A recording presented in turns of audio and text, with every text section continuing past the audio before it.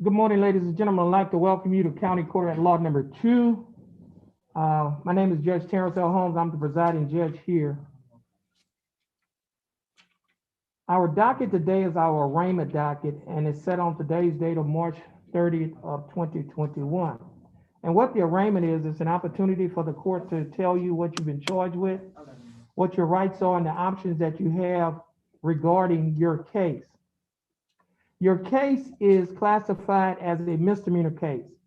It is either a Class A or a Class B misdemeanor.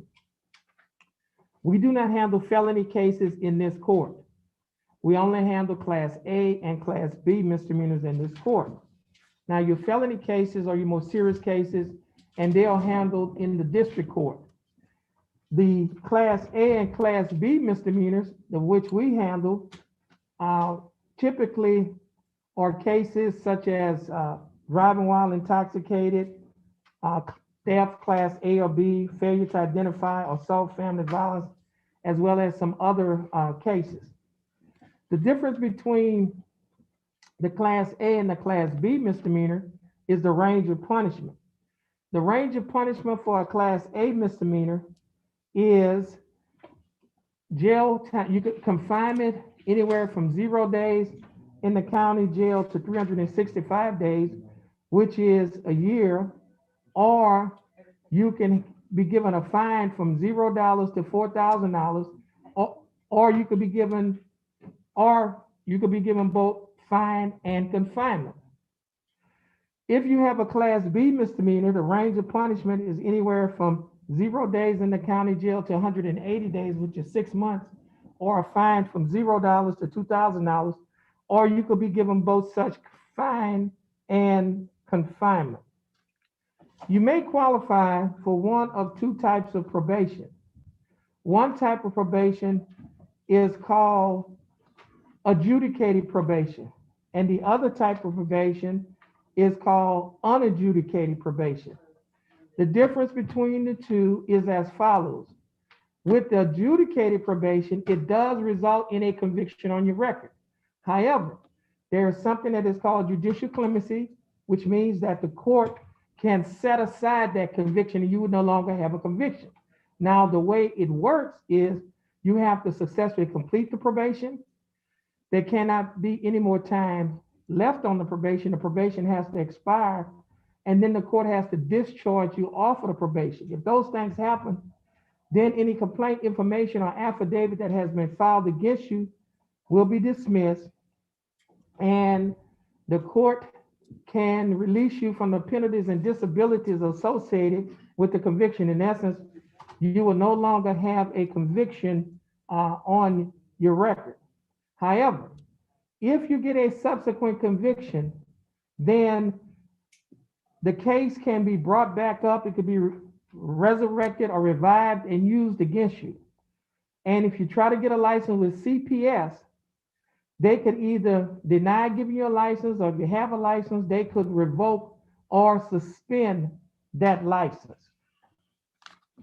Now, with the unadjudicated probation, we commonly refer to it as deferred adjudicated probation. It does not result in a conviction on your record. And because it does not result in a conviction of your record, you may qualify for what is called a non-disclosure. And if you qualify for a non-disclosure, what that means is we cannot disclose the fact to the general public that you were on deferred adjudication. Now, you have to first successfully complete the deferred adjudicated probation in order to be able to qualify for a non-disclosure. If you do not complete the deferred adjudicated probation, your case will not be dismissed and you will not qualify for a non-disclosure. As a defendant in a criminal case, you have three options. Number one, you may hire an attorney.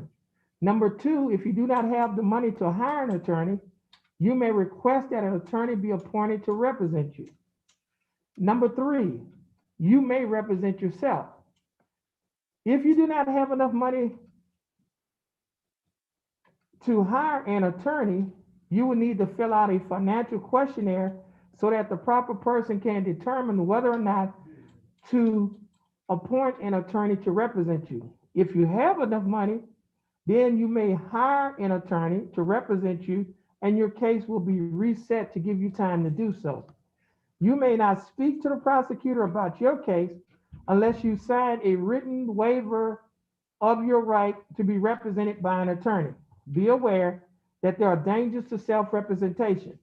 Waiving your right to an attorney and representing yourself may result in a worse outcome for you and your case, including the loss of significant legal rights and opportunities relating to military service, possession of a firearm, housing and public benefits, child custody, immigration status for non-citizens, and employment.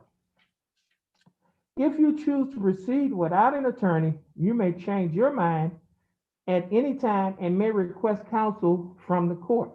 Now, the form that was handed out to you earlier on the clipboard, at the bottom, it says defendant's choice. Mark initials next to only one choice.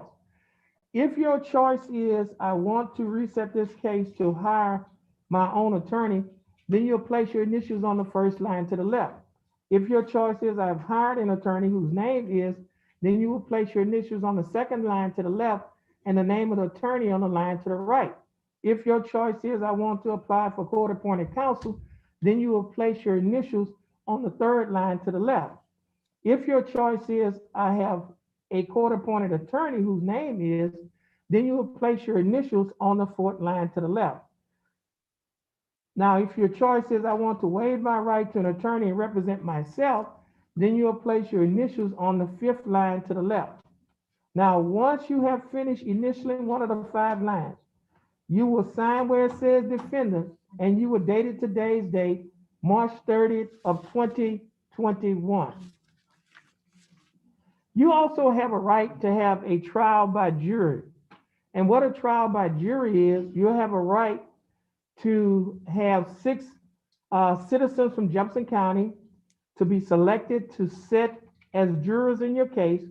They will listen to the evidence, and then after all of the evidence is in, they will decide whether or not you are guilty or innocent. Now, you also have a right to waive your right to have a trial by jury, which means that you have a right not to have a trial by jury. And by waiving your right to have a trial by jury, your case will come before the judge or the court, either by a trial, which we call a bench trial, or through a plea, if you have a plea bargain agreement. The plea bargain agreement could be agreed or it could be unagreed. If it's agreed, that means that you have an agreement with the district attorney to settle your case. If it's unagreed, that means that you would like the court to assess the punishment in your case. You also have a right to have witnesses to come to court. Witnesses sit in that chair right there. We call that the witness stand. They can testify for you or against you. You can ask them questions. We either call that direct examination or cross-examination. You also have a right to waive or give up your right to have witnesses to come to court. And by doing so, you will not be calling any witnesses on your behalf in your case. You also have a right to have discovery. And what discovery is, you have a right to see the evidence that the state has against you. Now, you also have a right to waive or give up that right to have discovery as well. For those of you who will be hiring an attorney, your attorney will be given the right to get discovery on your behalf. For those of you who will be representing yourself, you will have the right to get the discovery on your own behalf. Now, if you are able to work out a settlement agreement or a plea bargain with the state, the court do not have to follow that plea bargain agreement. If the court does not follow your plea bargain agreement that you've made with the state, then you have the right to withdraw or take back your plea. If the court follows the plea bargain agreement that you have made with the state, and if you want to appeal your case, which means if you want to have a higher court to look into your case to see whether or not you've been wrongfully convicted or whether or not the court committed an error by convicting you, you would have to get the court's permission. If the court gives you permission to appeal your case, then your case will go up to the Ninth Court of Appeals, which is located right above us. They will review your case. They will decide. They could either grant or deny your appeal. If they grant your appeal, then they can find you not guilty, or they can send the case back down to this court and order this court to give you a whole new trial. If they deny your appeal, then you can appeal your case to a higher court than the Ninth Court of Appeals. That higher court is called the Texas Court of Criminal Appeals, which is located in Austin, Texas, and it is the highest criminal court in the state of Texas. You would have to file what is called a pro se petition for discretionary review. Pro se means you will be handling this case on your own without the assistance of an attorney.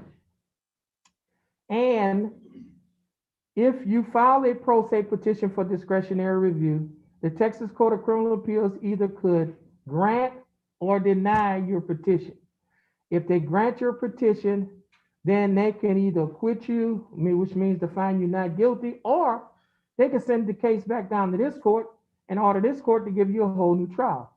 Or they can deny your petition. And once your petition is denied, your case will end at that point.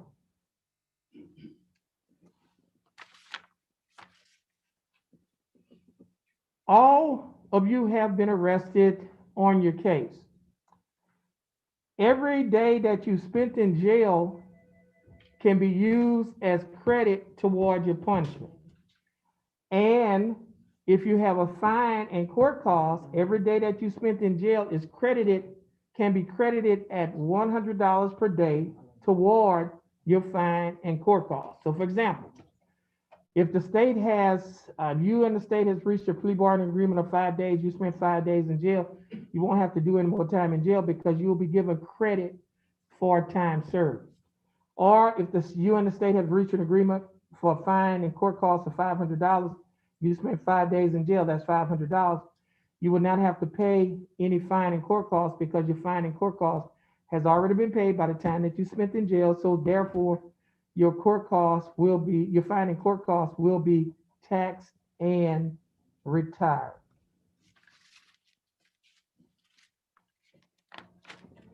You'll have the option in your case to either enter a plea of guilty, not guilty, or no contest. If you enter a plea of not guilty, you're basically telling the court that you did not commit the offense that you've been charged with. Or if you enter a plea of guilty, you're telling the court that you committed the offense that you've been charged with.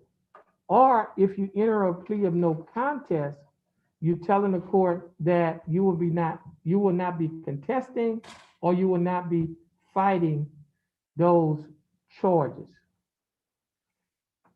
Jefferson County has a program that is called pretrial diversion. It is a program basically for first-time offenders, so you cannot have a criminal record. Now, if you get into the program, the case is dismissed and you can get it expunged from your record. Expunged means to be wiped off, deleted, or erased from your criminal record. In order to get in the program, you have to have an attorney to help you to get in the program. The other thing is it cannot be an offense for unlawfully carrying a weapon or resisting arrest. And then the third thing, you have to be a first-time offender. So you cannot have a criminal history to get into the program. The other thing is, if you are a veteran of any one of the branches of the United States military, there's a program that is called Veterans Court. It is also part of the pretrial diversion program. You get into that program as a veteran, complete the program, the case is dismissed, and you can get it expunged from your record. This court, County Court at Law number 2, has a program that is called a CSI program. CSI stands for Community Safety Initiative. It is a program that is designed to address recidivism. Recidivism means people committing crimes over and over. And it's also designed to make Jefferson County a safer place for all of us to live, work, go to school, raise our children, and to go to church. The way the program works, we have a myriad of partnerships with agencies and organizations in the community. And we have a partnership with the Spindletop MHMR, and they have a mental health program and a drug and alcohol program. The drug and alcohol program is for youth. Mental health is for everyone. And when I say for youth, it's 21 years or younger. And for those individuals who have a drug and alcohol issues, we also have a relationship with Ozar, who is our local mental health agency.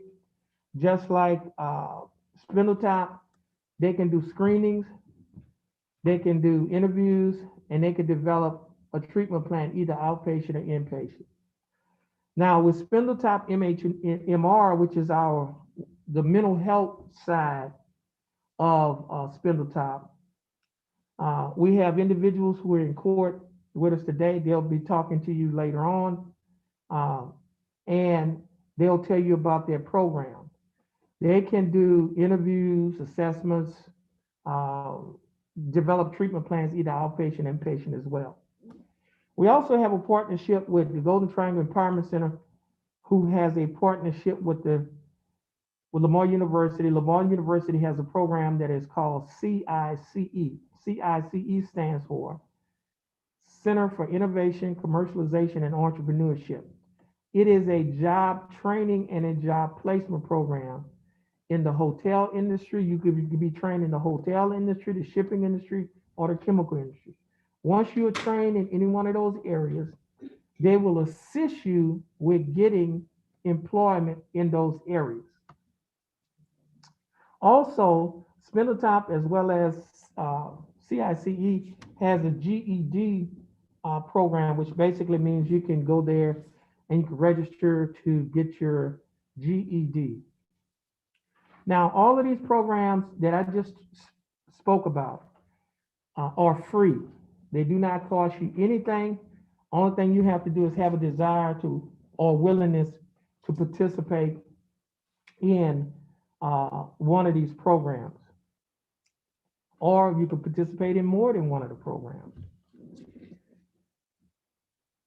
The programs, as I said earlier, are designed to make Jefferson County a safer place for all of us to work, go to school, raise children, raise families, and to go to church, as well as do other activities safely in our community. The programs that we have here in County Court at Law Number 2 are a little different. So in County Court at Law Number 2, we don't have court as usual, we have unusual court. And it's not because we are different, it's because we are trying to make a difference of the lives of the individuals that come before the court, and we're trying to make a difference in the community that we serve. The other thing about the program is in County Court at Law Number 2, we do not just arrest the problems, we address the problems. And we address the problems through our CSI program. And the program is designed to make Jefferson County citizens, or the defendants who come before this court, productive individuals. And if we produce productive citizens, then Jefferson County becomes safer because our productive citizens are working, they have too much to lose, and they will not engage in criminal activity. Now, as I said earlier, all these programs are free. Only thing you have to do is have a desire or willingness to participate in either one or more of these programs. We have, as I said earlier, we have individuals here from Spindletop, and we have Deputy Hinton, who is our mental health officer, who is a mental health officer, and he also works in this court as well. And Deputy Hinton is going to come up and talk to you and give you some information about their program. Deputy Hinton.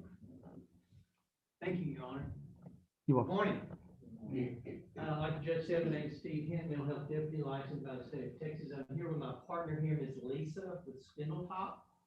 And the reason we're here is because the judge has graciously allowed us in this courtroom to help everyone here. What we discovered more so than not, is people who end up frequently going to jail, going into court, sometimes have mental health issues or substance use disorders. So like the judge said, instead of just addressing the arrest, he wants to address underlying issues. If that pertains to you, we want to be here for you. We want to help you. We want to provide you with options, resources, materials. If you'd like to speak with Ms. Lisa, she has a tremendous credentials in the mental health field. At Spindletop, she has more years there than I think anyone has there. She probably started a program if you ask her, but we're here for you. Does anyone have any questions? Okay, as the court proceeds, I'm gonna go around, I'm gonna talk to you. If anyone would like to talk privately, again, this is all HIPAA regulated, the information is private, no one's gonna know or find out about any of this stuff, but it gives you an option and a way to kind of reach out. And if you have family members that may be suffering from mental health issues or substance use disorders, we'd be glad to talk to you about that too, and kind of give you direction on helping you in that manner as well. Thank you. Thank you, Okay. Your Honor. Thank you, Deputy Henry. Now, ladies and gentlemen, what we're going to do at this time, we're going to take some time to pick up the applications, the judge's explanations that you signed. Now, for those of you who are requesting a court-appointed attorney, you would have to fill out a financial questionnaire. And for those of you who are waiving your right to an attorney and representing yourself, you would have to sign the second form on that application, and it is titled Waiver of Counsel for Purposes of Entering a Guilty Plea or Proceeding to Trial. And I'll just go over that. And it reads, I have been advised of the nature of the charges against me and the dangers and disadvantages of self-representation. My waiver is voluntarily and intelligently made. Furthermore, I have been advised this 30th day of March 2021 by the County Court at Law number 2 of my right to representation by counsel in the case pending against me. I have been further advised that if I am unable to afford counsel, one will be appointed for me free of charge. Understanding my right to have counsel appointed to me free of charge, if I am not financially able to employ counsel, I wish to waive that right and request the court to proceed with my case without an attorney being appointed for me. I hereby waive my right to counsel. And if that's your choice, you will sign where it says defendant, and you will put today's date, March 30th of 2021. So at this time, we'll be in recess to give our staff an opportunity